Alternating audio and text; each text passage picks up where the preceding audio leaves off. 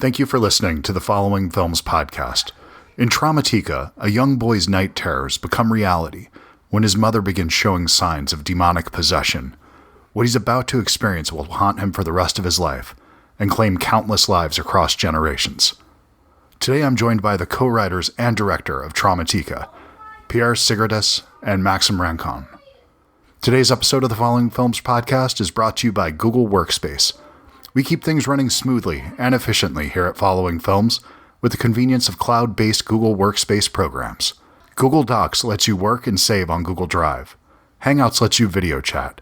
Gmail gives you a professional email, and Calendar lets you organize from anywhere at any time. You should try it and see how it can help your business too. Google Workspace is offering a 14-day free trial. If you sign up using my link, I can give you a discount, and it helps support the show. Go to the show notes for a direct link. Now, onto my conversation with Pierre and Maxime. Hope you enjoy the show.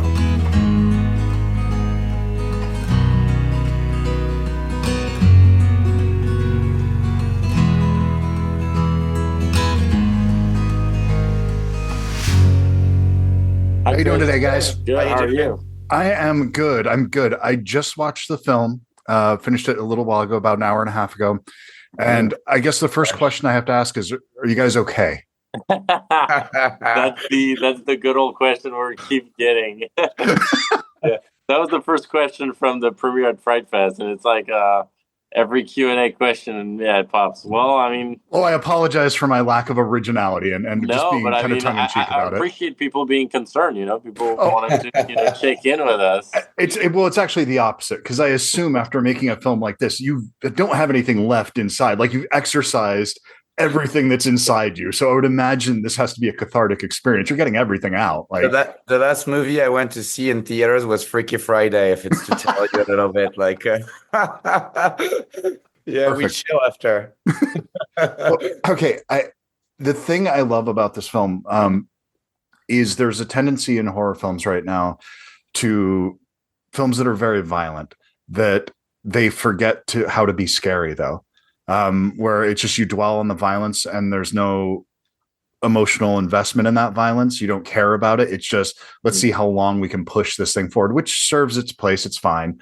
But this is a film that actually is incredibly violent, but also shows incredible restraint at times also, and doesn't dwell it. And it does it in a way that actually is very impactful. So I feel like in its heart, this is really, you do have a film that's trying to say something, not just be exploitative, if that makes sense. Well, thank you.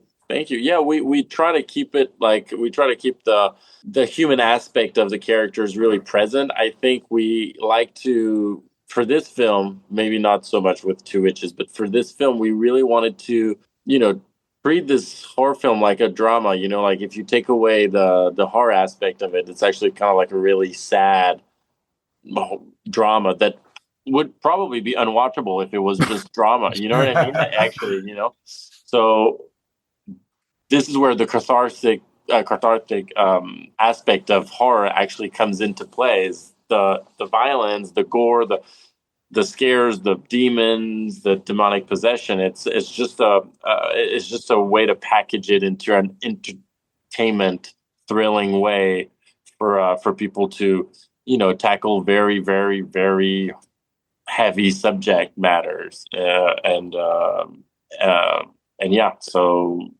thank you for saying that. Well, and at the same time, the film does balance itself out and remembers to be fun.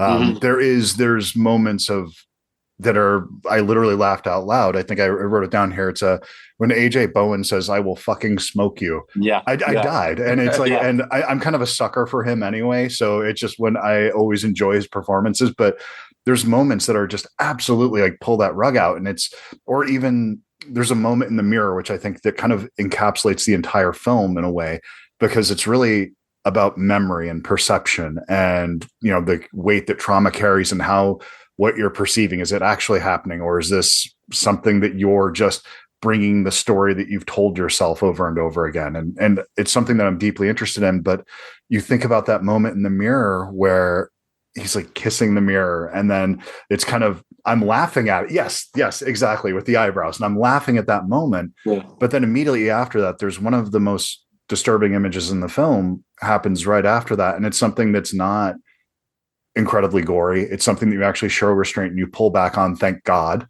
But it's something that it does have that impact of it. And it's almost this balance of, oh, you can laugh at this. You probably shouldn't have been laughing. And then it again undercuts it. So it's this back and forth balance the whole time that I really appreciate. I never found my grounding in this film, which I actually really like. Oh, thank you, man. It's something that some people were mad about, like when we opened at Fright Fest last year. Saying like we can't like talk, which we absolutely disagree with. I'll preface it with that, but that you cannot have like humor in a movie that tackles like some subject matters that are like so serious, you know. Yeah. And we think that's what life is about as well, you know. Like something terrible can happen and something funny can be within that thing that would make you chuckle or something, you know. So we like to play with this a lot, actually. Yeah, we like to not put the movie into one box. You know, I think maybe that's also a kind of like our European background, where you know movies can have so many different emotions or so many different like things in there. You know, they don't necessarily think of one specific genre, that they need to like follow the rules of one and not you know not do something else. But also we like the shifting tones, you know. I personally really like that in films.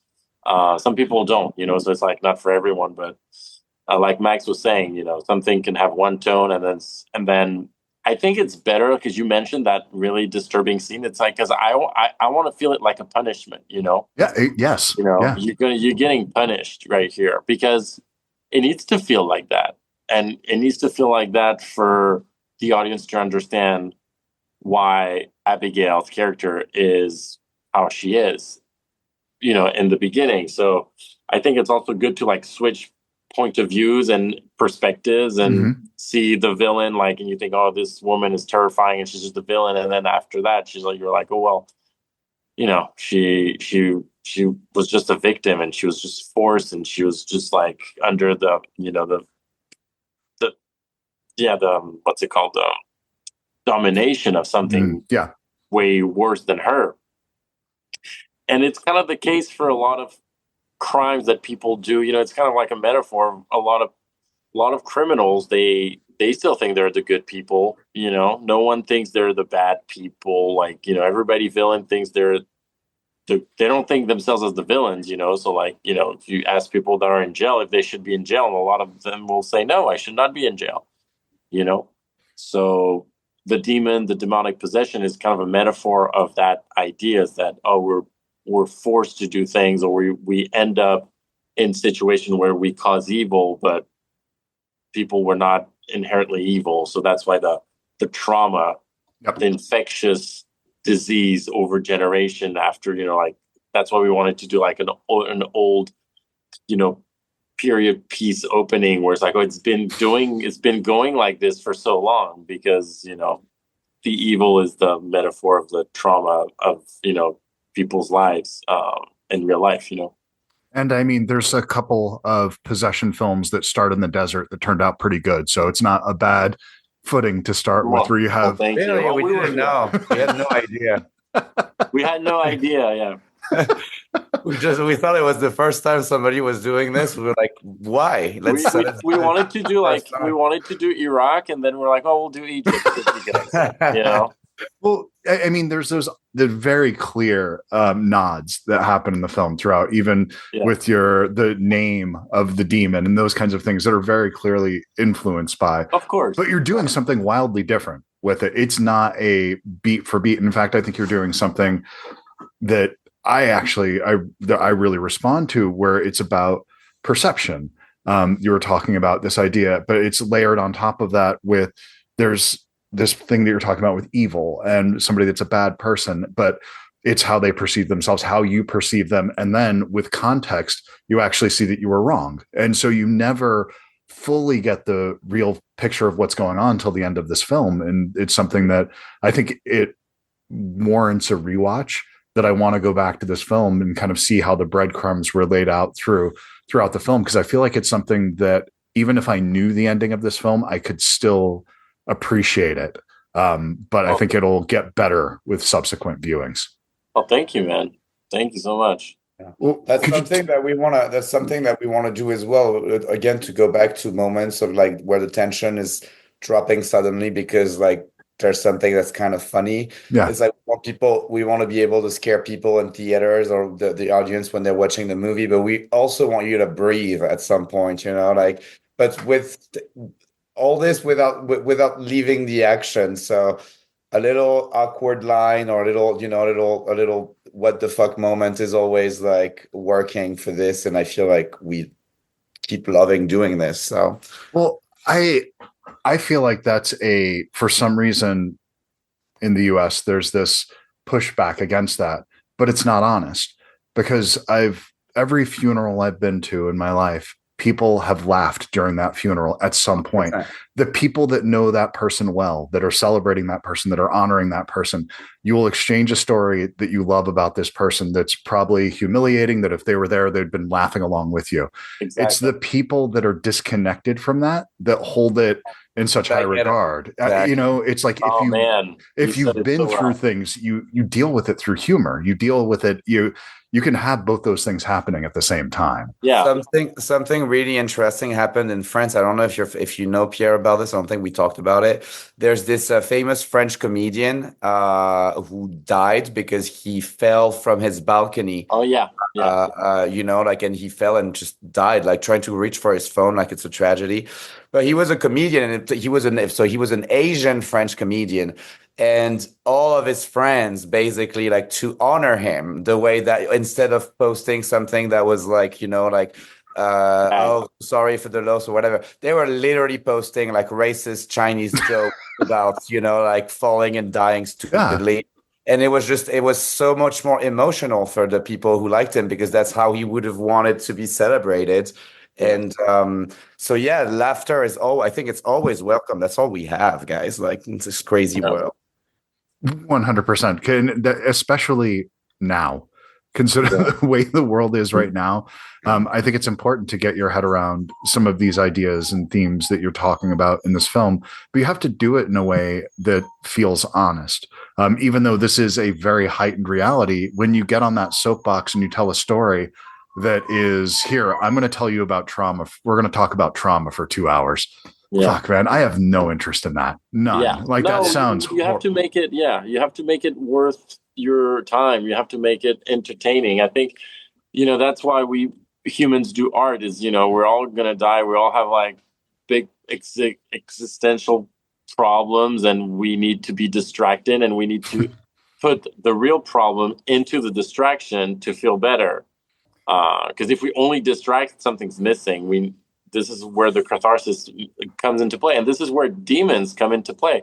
Yeah. I think, the idea of, that's why I love horror. That's why I love like extreme things, because the idea of a demon, something like an evil entity that's like just evil.